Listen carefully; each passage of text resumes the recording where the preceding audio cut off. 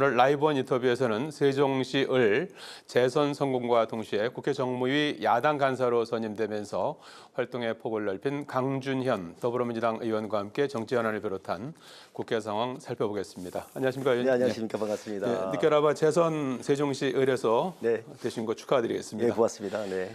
오늘 인사청문회가 지금 여러 군데에서 진행이 되고 있는데 의원님께서는 지금 정무위 소속이시고 오늘 이제 금융위원장 김병환 금융위원장 후보자에 대한 인사청문회 지금 하시다가 네, 오전에 끝나고 저는 질의 아직 못 하고 왔습니다. 오후에 시작해야 됩니다. 네. 일부 보도에 따르면 김병환 후보자 같은 경우에는 여러 가지 이제 지금 정책적으로는 금투세 문제라든지 민생회복 지원금이라든지 그다음에 최근에 드러난 이제 가계부채 이런 문제가 이제 많이 쟁점이 될 것 같다. 그리고 김병환 후보자에 대한 병역 비리 의혹 이런 부분도 좀 논란이 될 것 같다. 이런 보도가 있었는데 오늘 오전에는 주로 어떤 부분들이 쟁점이 됐습니까?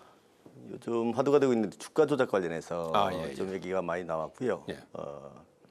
거기에 대해서 후보가 명쾌한 답변을 못 내렸어요.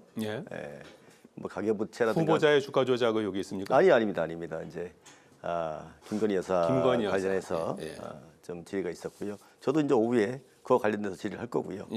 여러 가지 이제 크게 봐서는 아까 금투세 말씀하셨지만 전반적인 기재부 1차관이었기 때문에 지난 기재부에 있었을 때 경제정책 실패에 관련해서 많은 의원들이 질문을 많이 했습니다. 그런 부분 오후에 이제 그런 것들을 조금 더 좀 캐묻게 되는 그런 이제 상황이군요. 자, 조금 전에 말씀하셨듯이 이제 김건희 여사 검찰 조사 말씀을 좀 나눠봐야 될 것 같습니다. 의원님께서는 지금 정무위 야당 간사시고 또 정무위 소관 부처가 권익위 아닙니까? 그런데 지난번에 권익위가 김건희 여사 명품백 수수 의혹과 관련해서 위법 사항이 없다면서 종결 처분하지 않았습니까? 그 이후에 이제 엊그제 토요일에 검찰 조사가 이루어졌는데 오후 1시 반부터 다음날 새벽 1시 20분까지 한 12시간 동안 도이치모터스 주가 조작 의혹 그리고 명품백과 관련해서도 일부 조사가 이루어졌다고 해요. 그래서 지금 정무위 차원에서 권익위를 상대로 청문회를 준비하고 계신데 청문회 얘기는 조금 이따 하시기로 하고요. 우선은 그 검찰 조사와 관련해서 여러 가지 뒷말이 나오고 있는 것 같습니다. 특히 야당에서는 약속 대련이 아니냐. 또 이번 주에 있을 2차 탄핵 청원 청문회를 앞두고 면접을 준 게 아니냐 이제 이런 지적도 나오고 있습니다. 엊그제 토요일 김건희 여사에 대한 조사 어떻게 보셨습니까?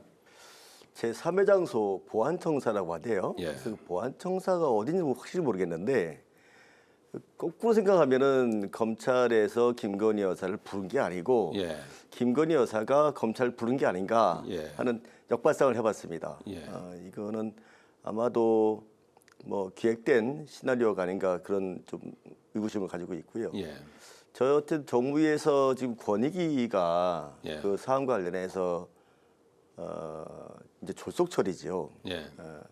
그 여러 가지 이제 명분을 들어서 명분도 사실은 이제 법에 근거하지 않은 그 비상식적인 명분을 들어서 이제 졸속 처리를 해버렸단 말입니다. 그것도 이제 검찰이 조사하기 전에 아마도 서로 간에 검찰과 권익위 간에 좀 서로 모종의 얘기가 있었지 않았나 하는 생각이 좀 들고요.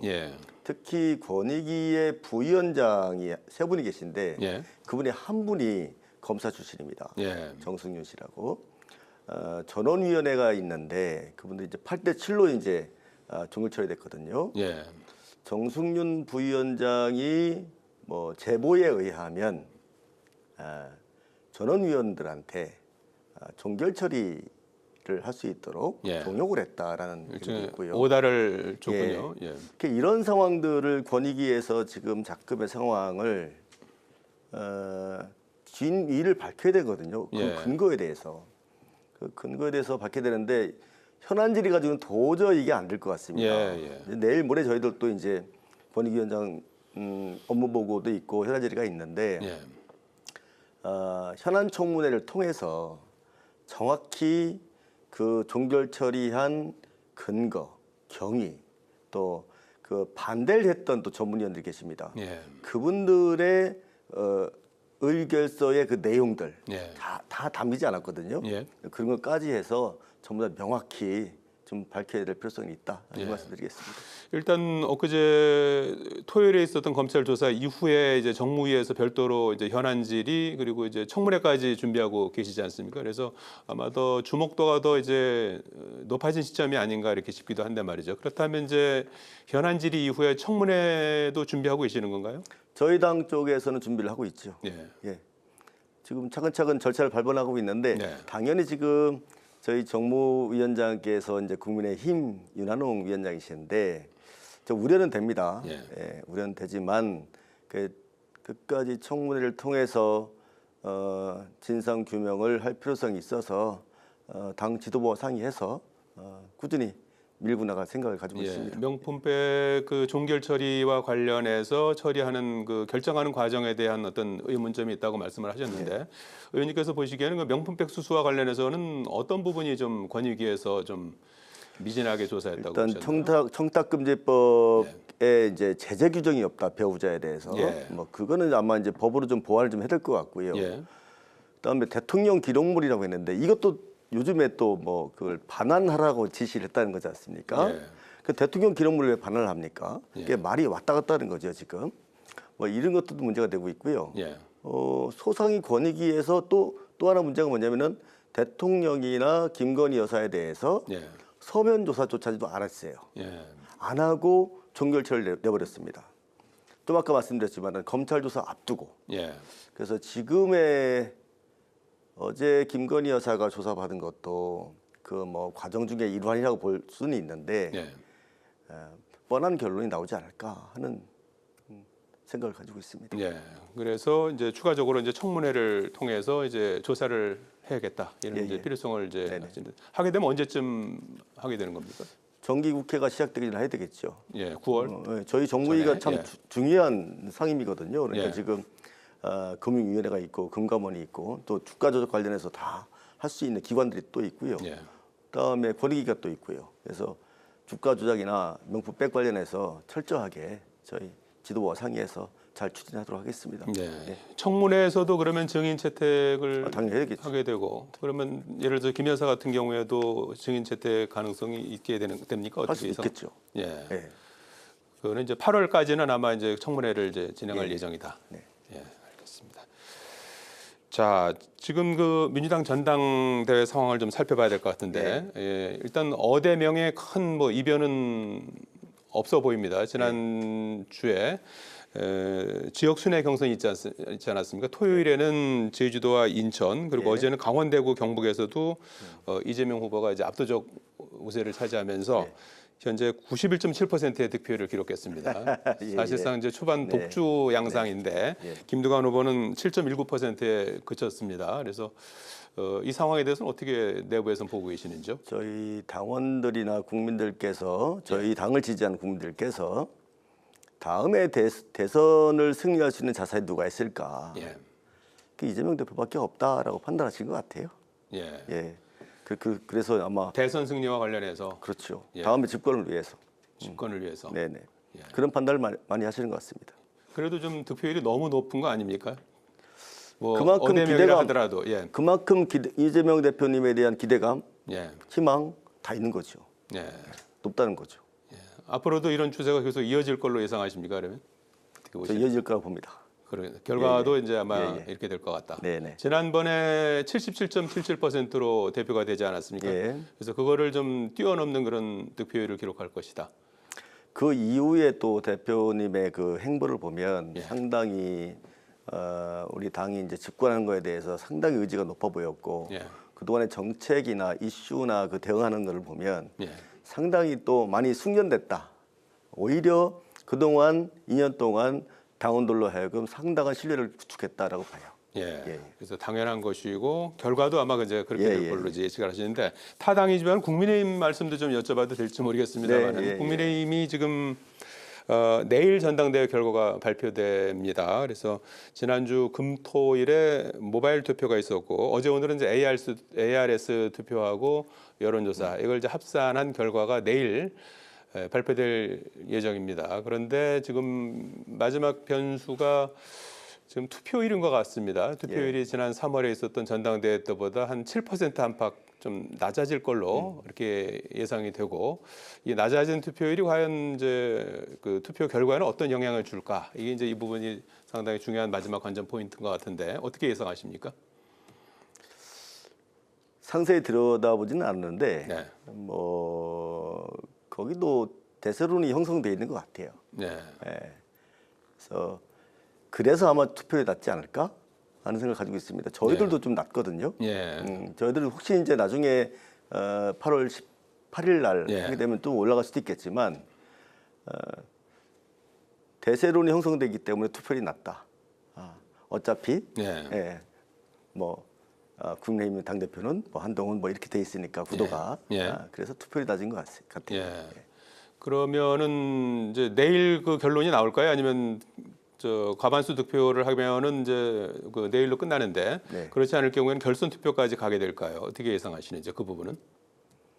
제가 국민의힘 당규를 잘 모르겠는데요. 그래서 압도적인 이제 승리를 내일 거두면 이제 끝나는데 한동훈 지금 후보가 상당히 이제 그 앞서가는 그런 상황이어서 1차로 끝날 것이냐? 여론의 추이를 보면은 그냥 끝날 것 같은데요. 네. 알겠습니다. 자, 의원님께서는 세종시 을에서 재선에 성공하셨습니다. 이어서 계속 이제 재선에 성공하신 거 아니겠습니까? 그래서 세종시를 행정수도로 완성시키겠다 이런 이제 포부를 밝히셨는데 구체적으로 어떻게 하시겠다는 겁니까? 이게 왜 그러냐면은요. 노무현 대통령께서 2004년도에 이제 이 세종시를 만들었잖아요. 이제 출범한 지는 지금 2012년도 출범했으니까 12년 차입니다. 이제 사춘기 좀 접어들었는데 이제 문제의식이 있는 거죠. 수도권 초집중, 저출생, 양극화, 지방소멸, 이 큰 대의명제가 있는데 그래서 탄생한 도시거든요. 이 세종시의 행정수도 완성이라는 거는 지역 과제가 아닙니다. 국가적 과제입니다. 수도권 초집중으로 인한 저출생의 문제, 집값 문제 등등 여러 가지 문제가 있지 않습니까? 거기에 또 저출생 문제도 마찬가지고요. 제가 생각할 때는 저출생 문제도 이 수도권에는 비율이 굉장히 상당히 낮습니다. 낮은데 이게 뭐 집값이라든가 뭐 여러 가지 이유가 있겠죠. 전국적으로 저출생을 해결하기 위한 여러 가지 방안이 있는데 현금을 지원한다든가 예를 들어서 이제 뭐 무상교육, 뭐 무상보육 뭐 이렇게 할 수가 있죠. 근데 장기적으로 보면 그 외국 사례를 보면은 한 10년, 20년을 두고서 이제 국가 균형 발전을 했어요. 그러니까 출생률이 올라가요. 그런 사례가 있어서 궁극적으로는 세종시가 행정수도로 완성이 돼야만 이게 마중물 역할이 돼서 지금의 1극 체제를 좀 다극 체제, 즉 제가 생각할 때는 5극 체제, 수도권, 충청권, 전라권, 그다음에 부울경 이렇게 한 5극 체제를 만들어서 분산을 시켜야 된다고 봐요. 그 전국적으로 인구가 분산되지 아니하면 저출생이 해결될까 하는 염려가 있습니다. 그래서 반드시 그 노무현 대통령이 세종시를 만들게 된 국가균형발전이라는 그 가치가 훼손돼서도 안 되는 거고 그러기 위해서는 개헌을 통해서라도 반드시 행정수도 완성이 돼야 되겠다 하는 말씀드리겠습니다. 행정수도로서의 세종시가 완성되기 위해서 개헌 말씀을 하셨는데 구체적으로 그 개헌이 필요한 그 이유는 뭐죠? 노무현 대통령 당시에 관습헌법으로 위헌 판결을 받았습니다. 그게 뭐냐면은 국회가 소재한 곳을 수도로 본다 이렇게 돼 있어요. 명문화되어 있는 법은 아닌데 그래서 위헌 판결을 받았는데 이번에는 우원식 의장님께서 이제 다음 지방선거 때까지 개헌을 하겠다고 말씀하셨어요. 그리고 한동훈 그 전 대표도 후보도 지난 총선 때 국회 완전 이전을 얘기했었습니다. 그래서 국민의힘도 반대하지 않을 것 같은데 국회의사당도 마찬가지고 대통령 집무실도 마찬가지고 법이 다 통과돼서 지금 다 진행 잘 되고 있습니다. 모쪼록 그 관습법인데 그걸 어떻게 고쳐야 되냐? 저희 당에서 이제 한 4년 동안 연구한 결과 대한민국의 수도는 서울에 두고 행정 수도를 포함한 기타의 특화 수도는 법률로 정한다. 예를 들어서 행정 수도 생기면 또 광주 같은 게 문화 수도, 부산은 해양 수도, 뭐 제주도는 평화 수도 이런 식으로 해가지고 수도의 개념을 넣어야 좀 예를 들어서 이제 법률도 잘 정비해서 재정 특례라든가 조직 특례라든가 넣을 수가 있고요. 그렇게 되면은 젊은 사람들이 굳이 서울에 안 가도 되지 않을까, 그런 인프라를 많이 조성해 놓으면은. 그래서 행정 수도를 명문화하고 완성시킨 것이 굉장히 중요하다. 국가적 사명이고 국가적 과제다라는 말씀을 드리겠습니다. 개헌을 통해서 이제 완샷으로 해결하는 게 가장 좋은 방법이긴 한데 개헌이 포인트 가지고는 안 될 것 같아요. 그러니까 개헌을 이제 논의하면서 여러 가지 같이 해야 되겠지만 이제 그건 또 상당히 또 어려운 과정일 수도 있지 않습니까? 뭐 되면 제일 좋지만. 그렇지 않을 경우에는 어떤 방식이 있을까요? 법률로서 해결할 수 있는 방법은 없습니까? 법률로 또 하면 또 위헌 소지로 싸우게 될 거예요.